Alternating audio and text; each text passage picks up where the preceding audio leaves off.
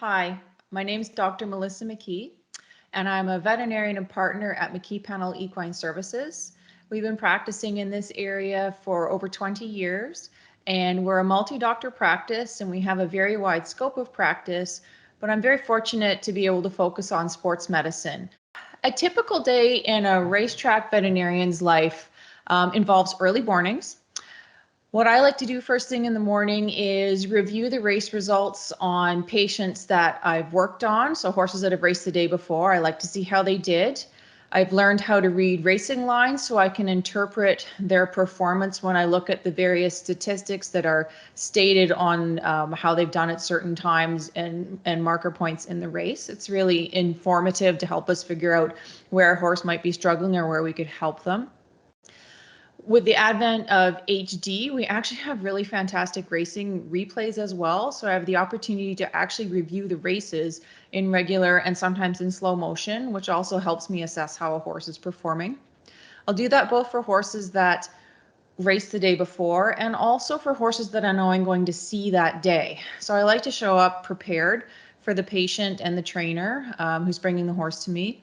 And that involves reviewing the race results, trying to find some race replays if possible, and also going through my medical records to see if I have any prior information on the horse as I've been looking after for that trainer. That preparation really helps make the appointments run efficiently and improves the communication because I already have some ideas of what questions to ask or what I might be looking for to examine on the horse. My situation is a little bit unique because a lot of the day I'm in a clinic and horses come to me. The more typical way a racetrack veterinarian's day might evolve would be they drive around the backstretch at the racetrack and visit various shed rows and talk to the trainers, horses that they regularly work on. That way they can develop a list for the day to know what horses they're going to be checking on or treatments they'll be doing later on. And then the horses typically go out and exercise. They might be working or training or just jogging a few miles. And then when they come back and get cooled out, the veterinarian and the trainer get together and go over the patients on the list. That might involve a respiratory exam, for example, putting an endoscope down their throat to have a look at their larynx and trachea and see if everything's functioning well. A lot of times they're doing performance or lameness exams where the a little bit of swelling in a joint or the horse seems a little bit stiffer than usual, and we're going to do a very thorough clinical exam to figure out what's going on and make sure we have the right treatments and plans in place for that horse. That's going to involve palpating their legs, watching them move, doing a type of test called a flexion test. That might go on to diagnostic nerve blocking, where we use targeted local anesthetic to numb specific areas to help us figure out if that's where the horse is painful. We all have portable X-ray and ultrasound machines to follow up with imaging. And then based on that, we might decide to do certain treatments on the farm, or we might refer the horse for surgery or for more advanced diagnostic imaging like MRI or nuclear scintigraphy. Horses are really good at getting into trouble, so of course there's a usual caseload of emergencies and scratched eyes and cut lips and all sorts of mishaps that they can get into. So that keeps a lot of variety in the day. Being an equine veterinarian, and particularly a racetrack veterinarian, means you have to be able to think on your feet and come to solid decisions quickly and in the presence of clients. We don't get to take the horse to a back room to do imaging or examination or to look things up. It's all happening right there while the trainer or the groom is holding the lead shank. And they're generally pretty experienced horse people, and they expect you to have a pretty good level of knowledge and be able to help them make decisions in a pretty fast-paced environment. I think the primary trait that you want to bring to the table as a racehorse veterinarian, the whole goal here is managing elite athletes, and the more you understand about injury recovery and exercise physiology, the better job you're going to be able to do. Horse racing is an industry of strong traditions and strong personalities, so the ability to get along well with all different types of people is a huge asset. Racing has a seasonality to it. There's a pattern of when the young horses come on in the springtime and aim towards stakes races, and year-end sort of awards. And then there are other horses that are generally a little bit older, but will race throughout the whole season. And in standardbred racing in Ontario, many tracks are racing at any given time. So we literally race every day but Christmas Day. So there are horses that race through the winter. Some of them do better in the winter based on the type of track conditions that they're racing on.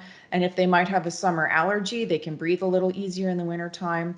There's so many details involved in understanding each horse's journey through its career as a racehorse and understanding the goals of the trainer and how they might train a particular type of horse, that having that background knowledge really helps you do a better job. It also helps to understand the equipment and the language and the shoeing. It's really an interesting microcosm of practice. It's as much an art as a science.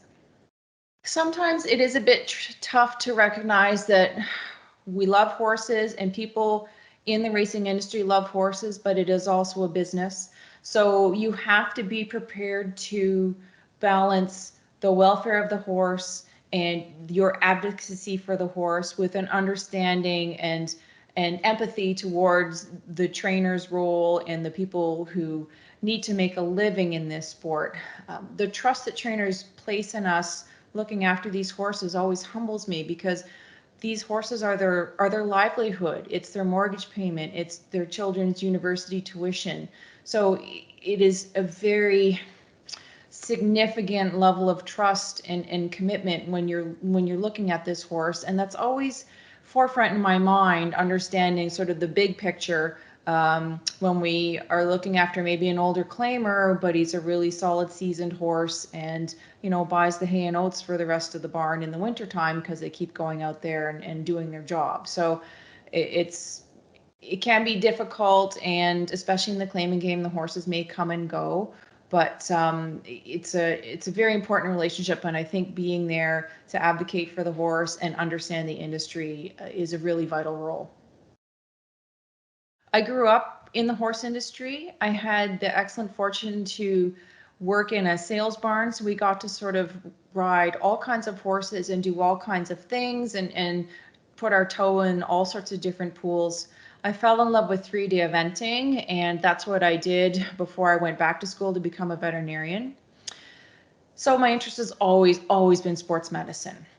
Then when we started McKee-Pownall, it was just my partner and I, and we didn't have much of a caseload, and a racetrack veterinarian down the road that we'd spend a lot of time volunteering with needed some help. So I was going to, air quote, temporarily help him out down at the racetrack until we got our own practice rolling. Well, I went down that day and I never left. I fell in love with the racehorses. I fell in love with the people. I fell in love with the industry, and I couldn't imagine working anywhere else now. I would suggest that you do everything you can to gain exposure and knowledge to the industry. There's a lot of opportunities. You could spend time traveling around with a racetrack practitioner. You could seek employment as a groom. You could volunteer in some of the post-racing setups that they have for horses. So Ontario Standardbred Adoption or the Thoroughbred Adoption Societies to help retraining those horses. You could volunteer at the racetrack, working in the paddock. There's so many ways to just get in there and soak up by osmosis the atmosphere and the knowledge, especially, as I said before, if you realize that everybody there is generally a vast store of information, and they love to share. They love to talk about the industry that they've spent their lives in, and they always want to welcome new people into it. So it is it can seem intimidating, I know, but if you just get a toehold somewhere, you'd be surprised at how welcoming people will be, and gratified that you're interested and want to be a part of it.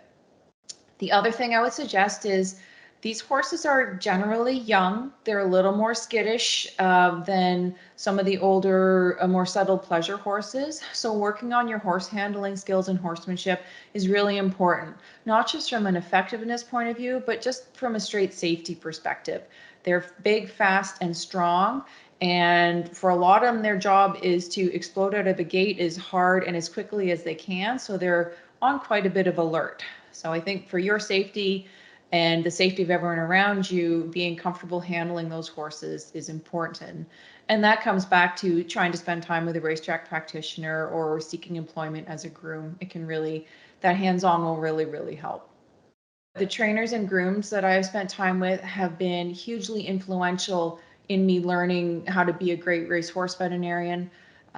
Respect what they know, pay attention to what they say, listen carefully, and acknowledge all of the experience and knowledge that they bring to the table. Sometimes my biggest asset when I'm trying to figure out a problem case is the groom, the person who spends time with that horse, who puts their hands on their legs every single day and has a vested interest in that horse doing well because they're proud of it, they love it, and they take really good care of it.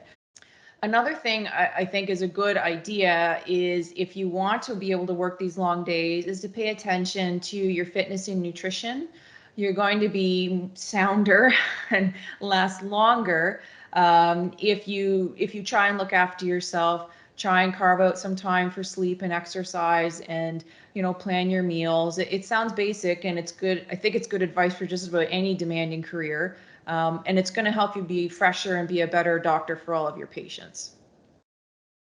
I get to spend time with incredible horses. I get to spend time with their fantastic trainers. They're knowledgeable and giving grooms. A lot of times the owners are in it because they love horses too. We all work together to plan for the future of this equine athlete and try and get them to races in their peak of condition, as sound, as healthy as they can be. And every year watching them grow up from little baby racehorses and starting to win stakes races, and the excitement of sometimes when you have a 3-horse stable that's a hobby for somebody, and one of those horses turns out to be a superstar. My gosh, it's so exciting, and the whole industry gathers together and cheers for these people. It really is a huge family, and the horsemanship level is generally very, very high, and the conversations that we have can actually be at quite a high technical level. And it's technical, it's challenging. You get to spend time around amazing horses. What's not to love? If it's something you're interested in, don't hold back. Don't be intimidated by the industry. We all want more people in racing and to be interested in racing, and there's a need for racehorse veterinarians. So don't be shy. Jump in with both feet and you will be welcomed.